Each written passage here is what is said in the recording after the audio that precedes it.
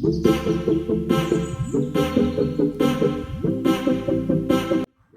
എല്ലാവർക്കും നമ്മുടെ ഇന്നത്തെ പുതിയ വീഡിയോയിലേക്ക് സ്വാഗതം. അപ്പോൾ ഇന്ന് ഒരു ഹണി കേക്കിൻ്റെ റെസിപ്പി ആയിട്ടാണ് കേട്ടോ ഞാൻ വന്നേക്കുന്നത്. അപ്പം നമുക്കിത് എങ്ങനെയാണ് ഉണ്ടാക്കുന്നത് നോക്കിയാലോ. ഇതിനായിട്ട് ഒരു അരിപ്പയിലേക്ക് 1 കപ്പ് മൈദ, 1 teaspoon baking powder, 1/2 teaspoon baking soda, 1 pinch ഉപ്പ്, ഇത്ര നമുക്ക് നന്നായിട്ട് അരച്ചൊന്നെടുക്കാം. അരച്ചെടുത്തതിന് ശേഷം നമുക്ക് വീണ്ടും ഇതൊന്ന് ഒന്ന് വിസ്ക് വെച്ച് നന്നായിട്ടൊന്ന് മിക്സ് ചെയ്തെടുക്കാം. ഇനി നമുക്ക് മറ്റൊരു ബൗളിലേക്ക് ഒരു 5 എഗ്ഗ് പൊട്ടിച്ചൊഴിക്കാം. അപ്പോൾ തീരെ ചെറിയ എഗ്ഗ് ആയതുകൊണ്ടാണ് ഞാൻ 5 എടുത്തേക്കുന്നത്. വലുതാണെങ്കിൽ 4 എടുത്താൽ മതി. എന്നിട്ട് അതിലേക്ക് 1 ടീസ്പൂൺ വാനില എസൻസ് കൂടെ ആഡ് ചെയ്ത് നന്നായിട്ട് ഫ്ലഫി ആവുന്ന വരെ ബീറ്റ് ചെയ്തെടുക്കാം.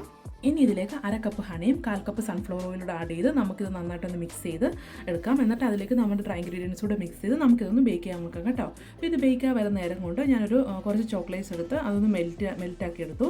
എന്നിട്ട് മെൽറ്റാക്കി എടുത്തതിന് പകുതി എടുത്ത് അതിലേക്ക് കുറച്ച് ഡ്രൈ ഫ്രൂട്ട്സ് ഇട്ട് ഞാനൊന്ന് സെറ്റാക്കാൻ വേണ്ടി വെച്ചു കേട്ടോ. ഇനി നമ്മുടെ കേക്ക് ബേക്കായി വന്നതിന് ശേഷം അതിൽ നിന്ന് കുറച്ചെടുത്ത് നമുക്കൊന്ന് ഒരു പാനിലിട്ടൊന്ന് ചൂടാക്കി പൊടിച്ച് മാറ്റി വെക്കാം. ഇനി നമുക്ക് കേക്ക് ഒന്ന് ലെയർ ചെയ്തെടുക്കാമേ.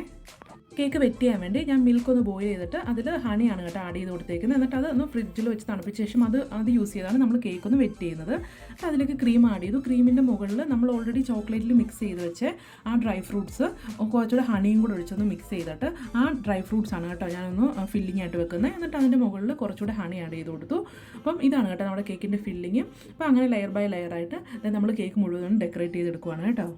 ഈ കേക്ക് ഡെക്കറേറ്റ് ചെയ്യാനായിട്ട് നമ്മൾ ഓൾറെഡി ചൂടാക്കി പൊടിച്ച് വെച്ച കേക്കിൻ്റെ പൗഡർ തന്നെയാണ് കേട്ടോ ഞാൻ എടുക്കുന്നത്. പിന്നെ ജസ്റ്റ് അതിൻ്റെ മുകളിലേക്ക് ഒരു ചെറിയ ചോക്ലേറ്റ് വെച്ചൊരു കപ്പ് ഉണ്ടാക്കി അത് 2-3 സ്ട്രോബെറീസും വെച്ച് കേട്ടോ. ഇതാണ് നമ്മുടെ കേക്കിൻ്റെ ഫൈനൽ ലുക്ക്. നല്ല ടേസ്റ്റി ആയിട്ടുള്ള സൂപ്പർ കേക്കാണ് കേട്ടോ ഇത്. എല്ലാവരും ഒന്ന് ട്രൈ ചെയ്ത് നോക്കാം. നമുക്ക് നാളെ മറ്റൊരു വീഡിയോ ആയിട്ട് കാണാം. അതുവരെ എല്ലാവർക്കും ബൈ ബൈ.